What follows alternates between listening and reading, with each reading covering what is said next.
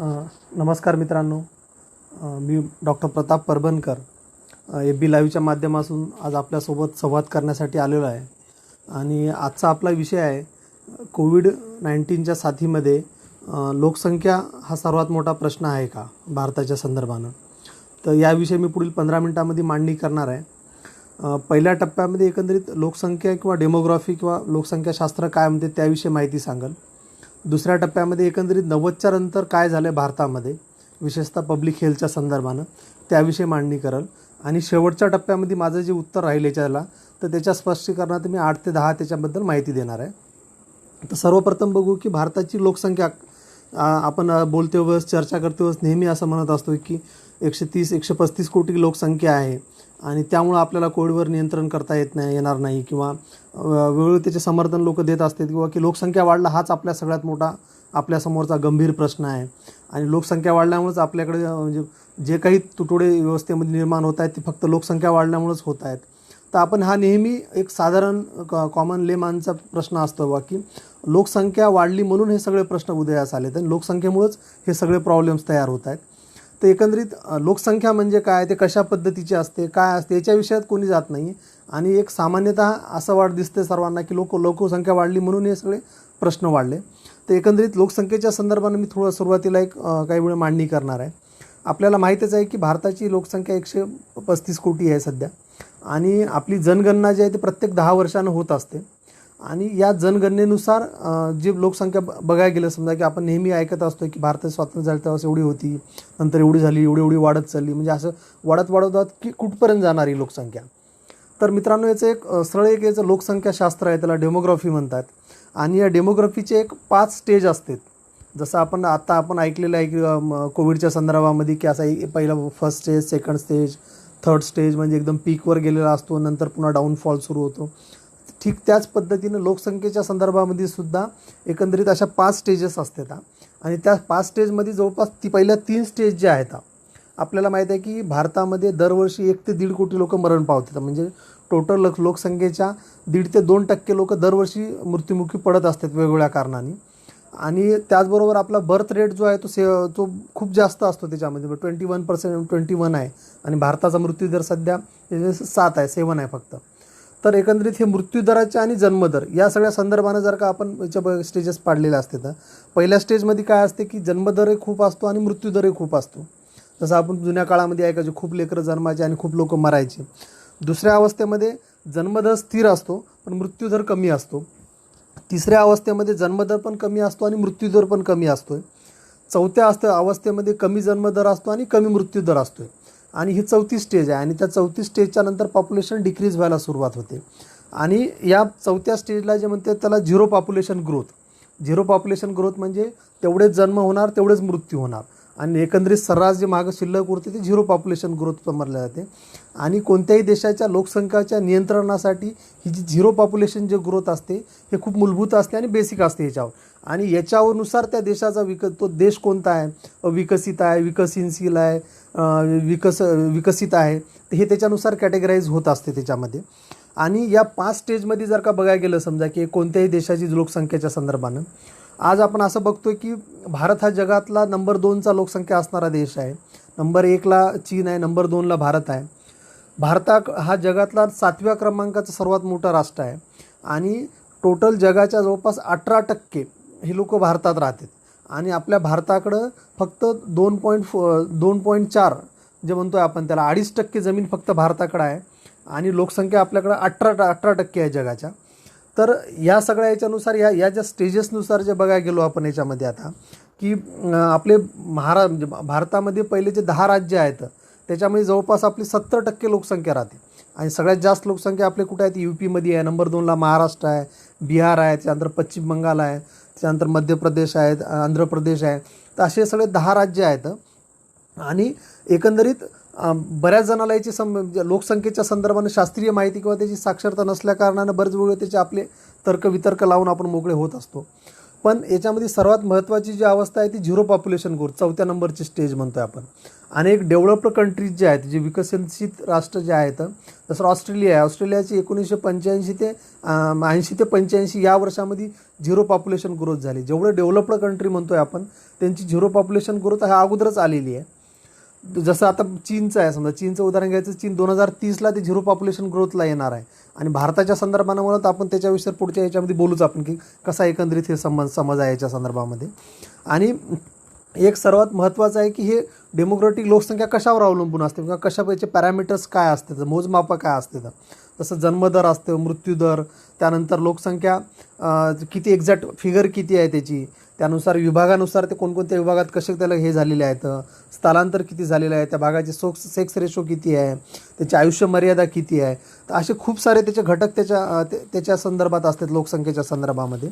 आणि आपल्याला एक लक्षात येते त्याच्यामध्ये की भारताच्या याच्यामध्ये की जसं प्रत्येक जर का तुम्ही सेन्सस इंडियाच्या आपल्या वेबसाईटवर गेलात तर तुम्हाला त्याची सविस्तर माहिती भेटेल.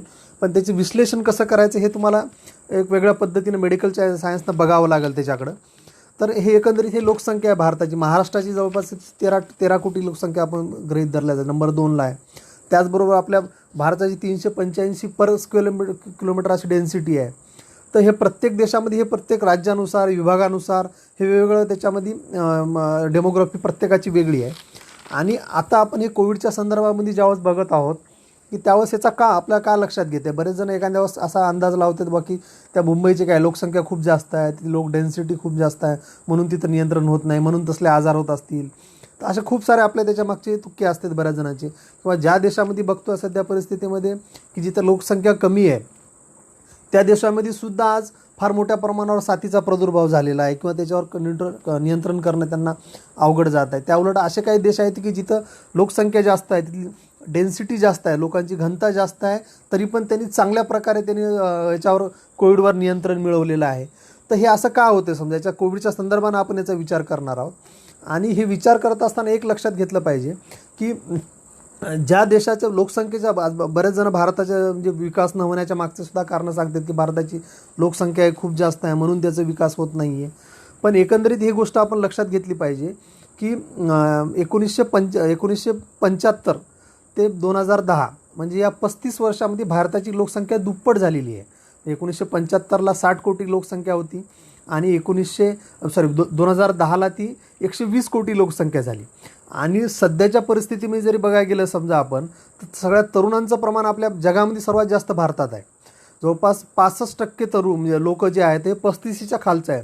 म्हणजे याच्यावरून तुम्ही अंदाजा लावू शकाल की किती मोठं युथ पॉवर भारताकडे आहे. आणि 35% बाकीचे वयोगटातले लोक, 35च्या वरचे गटातले लोक आहेत त्याच्यामध्ये. आणि त्यातल्या त्यात वृद्ध लोकांची तर संख्या अजून त्याच्यामध्ये कमी आहे. आपण त्या संदर्भानं पुढे येणारच आहोत. तर असा डेमोग्राफीचा फार इंटरेस्टिंग पार्ट आहे. आपल्याकडे तेवढा वेळ नसल्याकारणाने त्याच्यामध्ये जास्त खोलात जात नाही आहे.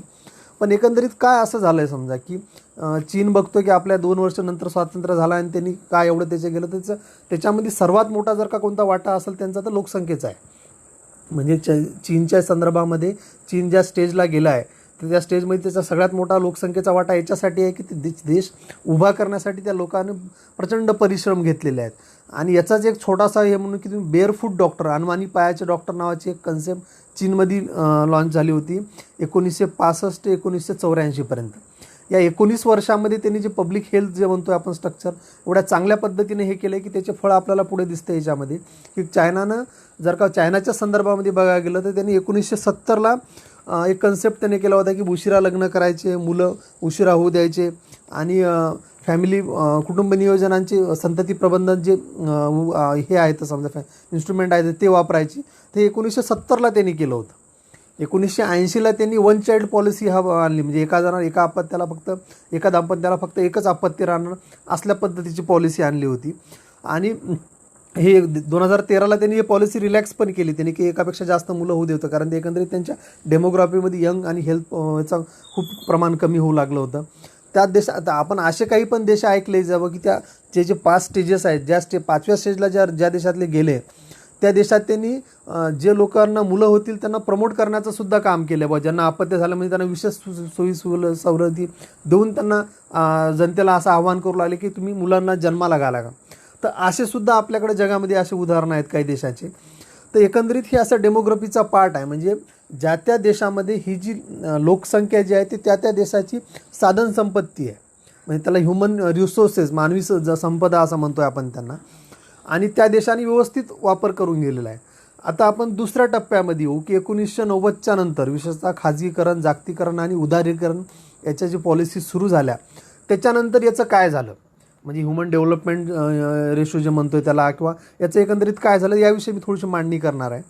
विशेषतः आपण बघितलं आहे की 1975ला आपली 60 कोटी लोकसंख्या होती आणि 1920ला आपली 120 कोटी लोकसंख्या झाली. 2010ला आपली 120 कोटी लोकसंख्या झाली. म्हणजे या 35 वर्षात आपला रेशो डबल झालेला आहे. म्हणजे एक लक्षात घ्यायला पाहिजे आपण की ज्या काळामध्ये आपल्याला सर्वात जास्त झिरो पॉप्युलेशन या 4 स्टेजला आपण येण्याचा प्रयत्न करणार होतो, त्या काळातच आपल्याकडून लोकसंख्या नियंत्रण करणं झालेलं नाही आहे.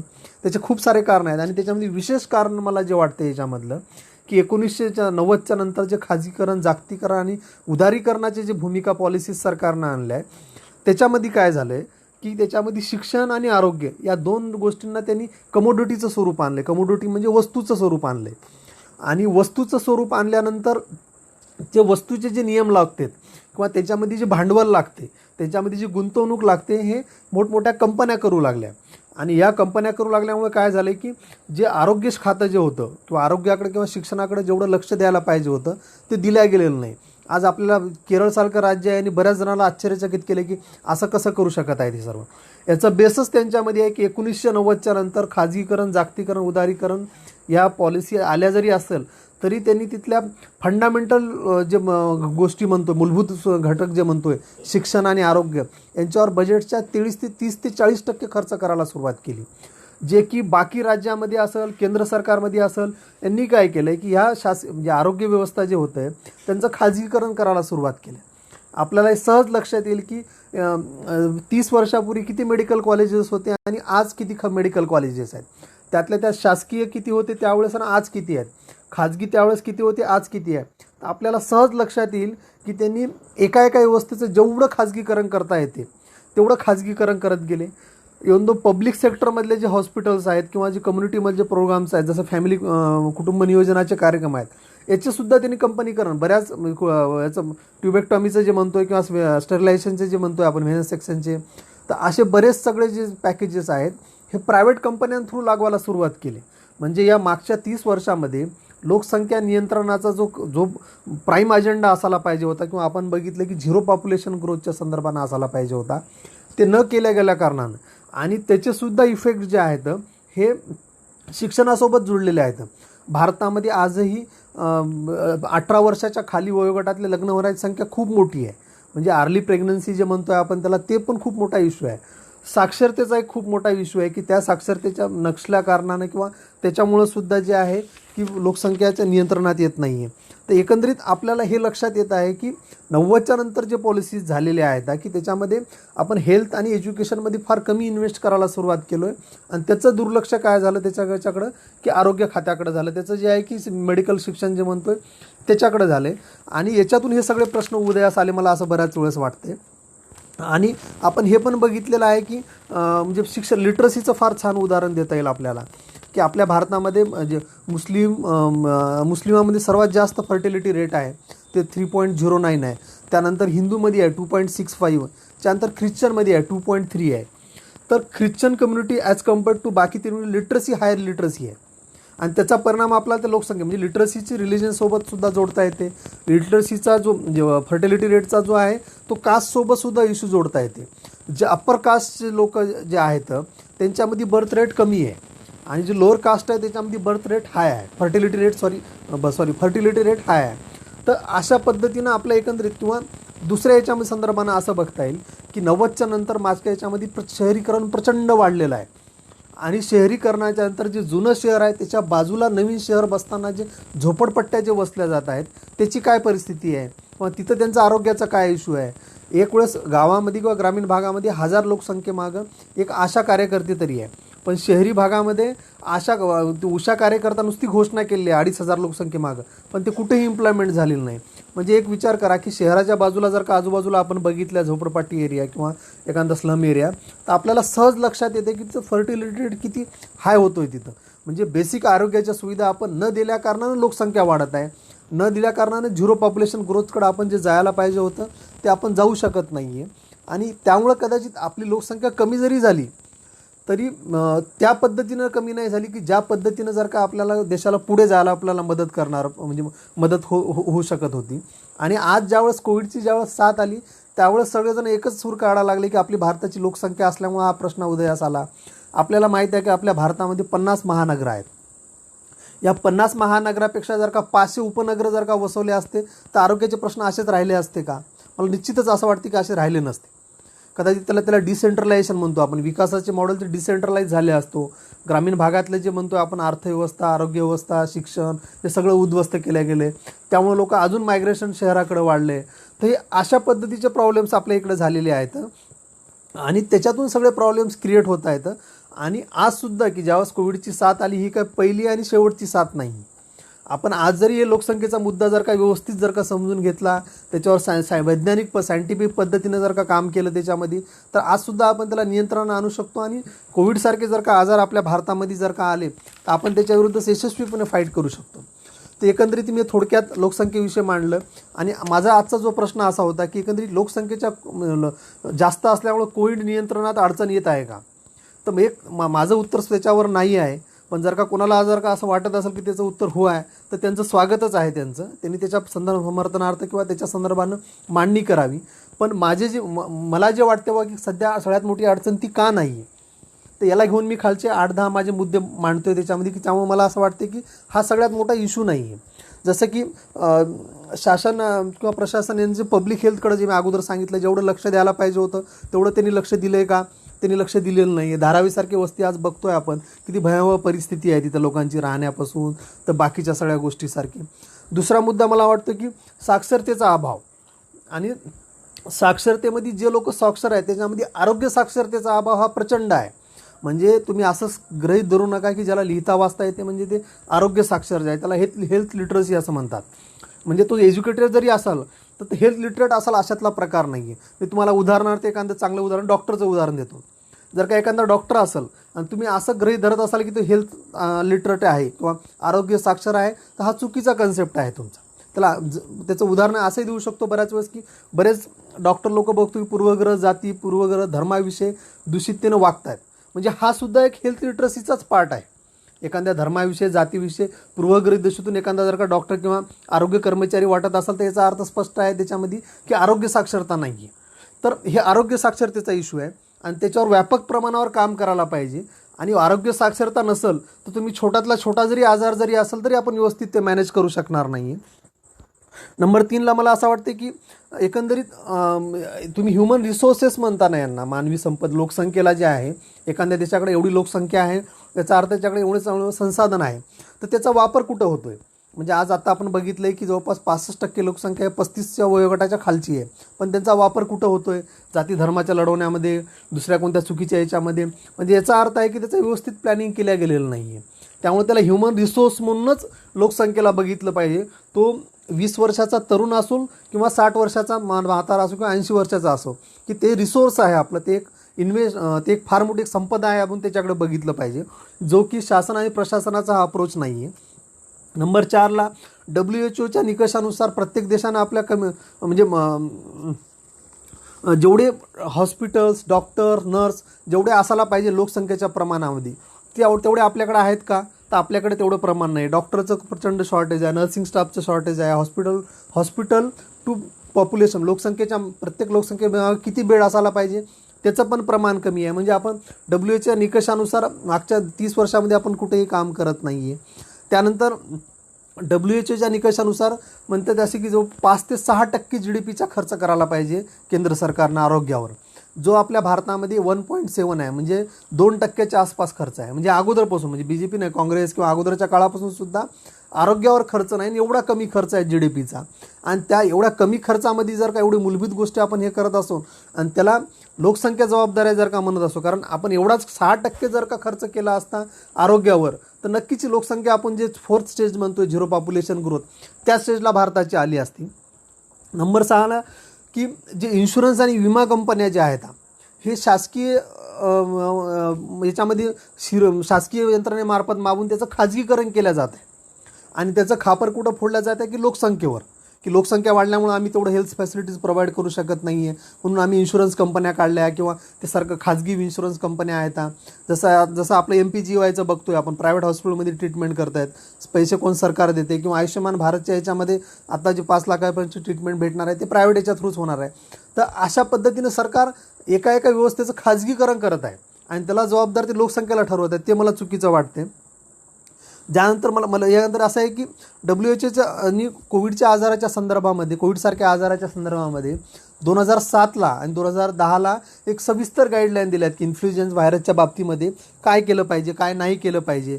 तर त्या गाईडलाईन देऊन आज जवळपास 12 ते 13 वर्ष होत आहे, 10 वर्ष होत आहे, त्याच्यावर ॲप्लिकेशन झालं आहे का? किंवा कोविडच्या संदर्भामध्ये सुद्धा आज बघतोय आपण की 30 जानेवारीला वर्ल्ड हेल्थ इमर्जन्सी इंटरनॅशनल असं डिक्लेअर केलेलं होतं. म्हणजे 11 मार्चला जे डिक्लेअर केलं ती वेगळी गोष्ट आहे, पण त्याच्या अगोदर सगळ्यात मोठी जी इमर्जन्सी जी आहे ते 30 मार्चला WHOनं घोषित केलं होतं आणि 194 देशांकडे पाठवलं होतं. त्याच्यातले ज्या देशांनी याला सिरियसली घेतला इश्यू, ज्या देशांनी याला तो जे गाईडलाईन आहे जे 30 जानेवारीला दिलेली त्यांना ज्यांनी समजून घेतली, त्याच्या देशामध्ये कोविडचा प्रादुर्भाव झाला नाही. उलट अमेरिकासारखे देश बघतोय आपण की WHOने एवढी सिरियस इमर्जन्सी डिक्लेअर करून सुद्धा त्यांनी त्याच्यावर काही ॲक्टिव्हिटी केली नाही. हे आपण ट्रम्पच्या उदाहरणावरून अनेक वेळाच बघितलेलं आहे. दुसरं मला असं वाटतं याच्यामध्ये अजून की एखादं बाळ जर का जन्मते तर ते ज्यावेळेस जन्मते त्यावेळेस ते सांगत असते की मला वयाच्या 5व्या वर्षापर्यंत हे वॅक्सिन लागणार आहे, हे लसीकरण लागणार आहे. जे कोणी शासन आणि प्रशासनामध्ये असतील त्यांनी हे सर्व व्यवस्था करावी. त्यानंतर मला 5 वर्षाच्या नंतर मी जेव्हा 6 ते 16 वर्षाचं होईल त्यावेळेस मला शाळा लागणार आहे. 16 वर्षाच्या नंतर मला कॉलेज लागणार आहे. कॉलेज झाल्यानंतर मला रोजगार लागणार आहे. तर एकंदरीत हे सगळं म्हणजे आपली वाढणारी लोकसंख्या जी आहे, आज एका घडीला जर का भारतात आज 20,000 बालकं जन्मले तर आपल्याला पुढच्या भविष्यामध्ये त्यांचं नियोजन करून ठेवायचं आहे. या संदर्भानं आपल्या देशाच्या जर का प्लॅनिंग नसतील तर मला असं वाटतं एकंदरीत की लोकसंख्येला दोष देण्यात काय अर्थ नाही त्याच्यामध्ये, की आपण त्यांनी जे बाळानं जे जन्मलं 20 वर्षापूर्वी जे जन्मलं होतं बाळ, त्यांनी जर का जे सांगितलं होतं त्या गोष्टी आपण न केल्यामुळे हे सगळे प्रॉब्लेम्स क्रिएट झालेले आहेत. आणि एकंदरीत ह्या सगळ्या याच्यामध्ये मला असं वाटतं की लोकसंख्या नियंत्रणात यावी, लोकसंख्या कंट्रोलमध्ये राहावी, पण त्याच्यासाठी बेसिक हेल्थवरचं जे काम करणं गरजेचं आहे, पब्लिक हेल्थच्या इन्फ्रास्ट्रक्चरच्या संदर्भानं ते होणं गरजेचं आहे. आणि एकंदरीत आता हा जो कोविडचा जो आजार आहे ना याच्यामध्ये मॉर्टॅलिटी रेट खूप कमी आहे तसं बघायला गेलं तर. बरेच आमचे असे मित्र म्हणत आहेत की बऱ्याच वेळेस झाल्या एवढे लोक मरतील आणि आपली पॉप्युलेशन कोविडमुळे कमी होईल, तर हाच त्यांचा गैरसमज आहे. कारण या कोविडचा डेथ रेट 0.1 to 0.5% आहे, ते बी फार कमी, खूप कमी डेथ रेट म्हणता येईल याला बाकीच्या आजाराच्या संदर्भामुळे. त्यामुळे अशी कोविडची किती जरी मोठी साथ आली तरी भारताच्या लोकसंख्येवर त्याचा फार मोठा परिणाम पडणार नाही असं मला वाटते. त्यामुळे एकंदरीत आपल्याला या कोविडच्या विरुद्ध संघर्ष करायचा असेल तर आरोग्य साक्षरता समजून, विशेषतः लोकसंख्येच्या संदर्भामध्ये जे आपले पूर्वग्रह जर का दूषित असतील ते बाजूला ठेवून एक शास्त्रीय माहिती घेऊन जर का आपण या कोविडच्या विरुद्ध संघर्ष केला तर आपण नक्की विजयी होईल असं मला असं वाटते. ऐकून घेतल्याबद्दल धन्यवाद. उद्या एखादा पुन्हा विषय भेटू. नमस्कार.